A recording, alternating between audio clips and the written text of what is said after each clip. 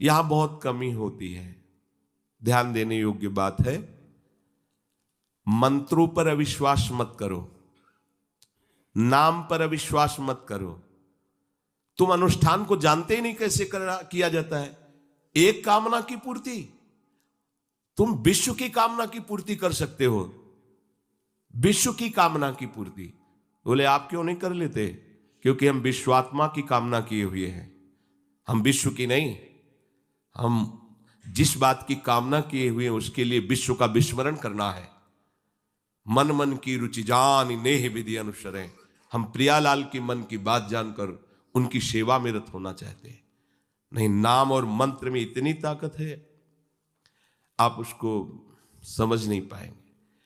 आप विचार करके देखिए, जब कोई पवित्र अनुष्ठान कोई राक्षस करता था तो बहुत पहले से ही वो मदिरा त्याग देता था, मांस खाना त्याग देता था, दूसरे की निंदा करना त्याग देता था, अपवित्रता का त्याग कर देता। परम पवित्र ऋषियों की तरह होकर वो तब अनुष्ठान करता था। यद्यपि वो जगत विनाश के लिए अनुष्ठान होता, पर उसके लिए भी पवित्रता की ऐसी आवश्यकता थी। अब आप बेविचार करो, शराब पियो, मांस खाओ, गंदे आचरण करो और बोलो हमने राधा राधा कहा लेकिन काम नहीं बना। वो बोल रहे थे कि कितना भी बड़ा संकट हो, फिर बोल रहे हैं। अगर भयानक से भयानक विपत्ति को ऐसे न नष्ट कर दे तो बता देना, कृष्णाय वासुदेवाय हरे परमात्मने प्रणतः क्लेशनाशाय गोविंदाय नमो। इसका जप करो और जब तक तुम्हारा काम पूरा ना हो जाए ब्रह्मचर्य से रहो। झूठ मत बोलना, मदिरा मत पीना, मांस मत खाना, और ना काम हो जाए तो मैं बताना कि भारी से भारी विपत्ति का नाश करके भगवान श्री कृष्ण का आश्रय उसे ऊंचे उठा देगा, इस जगत की धरा से उठा देगा। विश्वास नहीं? आप मदिरा पियो, मांस खाओ, बेविचार करो, सोचो 1,00,000-2,00,000 महात्मा को दे देंगे, हमारी कामना पूर्ति हो जाएगी। बिल्कुल भूल में मत रहना। आपको संशय होता है नाम पे, संशय होता है मंत्रों पे, संशय होता है शास्त्र के विधान पर। आप चलते हो शास्त्र विधान से? कहां चलते हो? अरे हम जब कह रहे कोई राक्षस भी अनुष्ठान करता था तो वो इन नियमों का पालन करता था। इतना अनुष्ठान में कि मेघनाथ को पैरों से मार रहे हैं बंदर भालू, पर वो ना मंत्र छोड़ रहा है, ना हिल रहा है, ना उनकी तरफ देख रहा है। इतना सहनशील होना चाहिए अनुष्ठान के लिए। किसी कामना की पूर्ति के लिए सांगोपांग अनुष्ठान करो, भला कामना की पूर्ति ना हो जाए? नहीं। आप शास्त्रों में पढ़ के देखो, संतान उत्पत्ति के लिए कैसे व्रत, पयोव्रत का कैसे अनुष्ठान किया। पवित्र रह करके इतनी इतनी मात्रा में ये आहार लेना है, इस मंत्र का जब भगवान गर्भ में आ गए। क्या चाहिए तुम्हें? भारी से भारी विपत्ति को दूर करने के लिए आर्त भाव से पुकारो भगवान को। तुम्हें धनी बनना है, अनुष्ठान कीजिए। हम कह रहे किसी विशेष मंत्र आदि की तरफ ना बढ़िए, बोलिए राधा राधा। क्या चाहिए आपको? कृष्ण कृष्ण बोलिए। सब मंत्रों का सार है नाम में, आप बोलिए तो नाम। पवित्र होइए, गंदे आचरण छोड़िए। क्या चाहिए आपको? भगवान का नाम जहां गूंजता है वहां ऐश्वर्य अपने आप चरणों में लौटता है। अब छल कपट करो, हिंसा करो, गंदे आचरण करो, सोचो हम बहुत बड़े धनी बन जाएं, तो दुष्कृति का फल दरिद्रता और दुख होता है। सुकृत का फल ऐश्वर्य और सुख होता है। अब लगाओ तुम कांटेदार वृक्ष और चाहो कि हमको रसीला फल प्राप्त हो, तो इसे मूर्खता ही कहते हैं। फिर दोष देता है काल, कर्म, ईश्वर को, शास्त्रों को, मंत्रों। अरे कुछ नहीं, नाम मंत्र में जरा सी भी अनुष्ठान में त्रुटि हो जाए तो उसका फल बदल जाता है। आप कहां अनुष्ठान कर रहे हैं? कौन सा अनुष्ठान कर रहे हैं?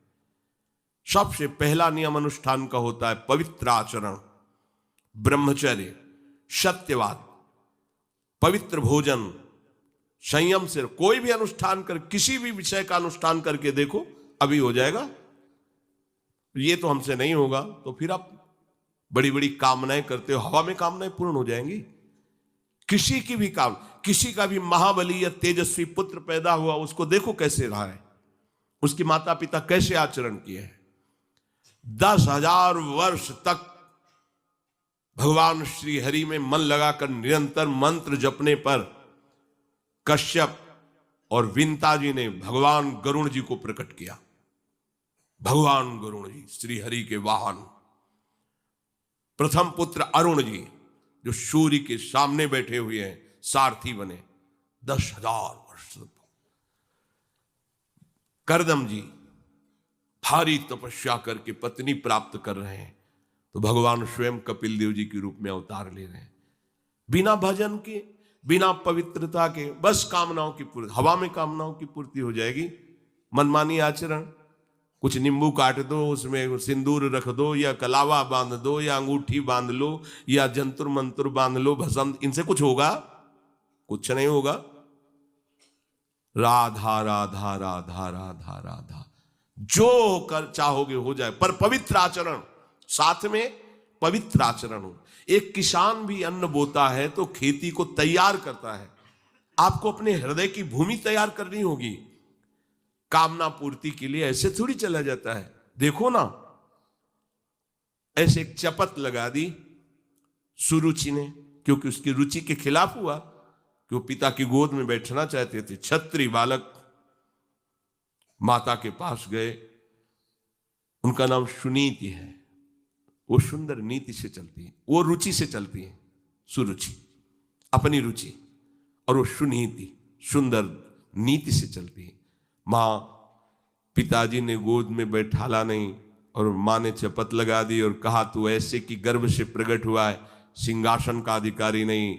अगर तुझे सिंहासन पर बैठना है तो जा तपस्या कर और मेरे गर्भ से प्रकट हो। तपस्या इस बात की कर कि मेरे गर्भ तब कहीं तू पिता की गोद में बैठ सकता है। बोले हाँ बेटा। महाराज तो मुझे दासी भी मानने के लिए अब तैयार नहीं है। बेटा, भगवान नारायण का जिसने आश्रय लिया उसकी कोई कामना अधूरी नहीं रही।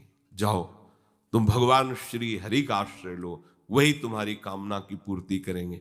मेरे में तो कोई सामर्थ्य नहीं, पर मैं आशीर्वाद देती हूं। मेरा आशीर्वाद कवच की तरह तुम्हारी रक्षा करेगा। 5 वर्ष का बालक चला भगवान की प्राप्ति के लिए। वो प्रेम नहीं चाह रहे हैं, वो पद चाह रहे हैं। कैसे जीवन व्यतीत किया देखो। 6 महीने की बात। बोले 6 महीने में, 6 महीने में एक छोटा सा बालक इतना कष्ट सह रहा है। 6 महीने तो बहुत समय हो गया। भगवान तो इससे भी बहुत करुणा में एक आर्त पुकार में उपस्थित हो जाते हैं।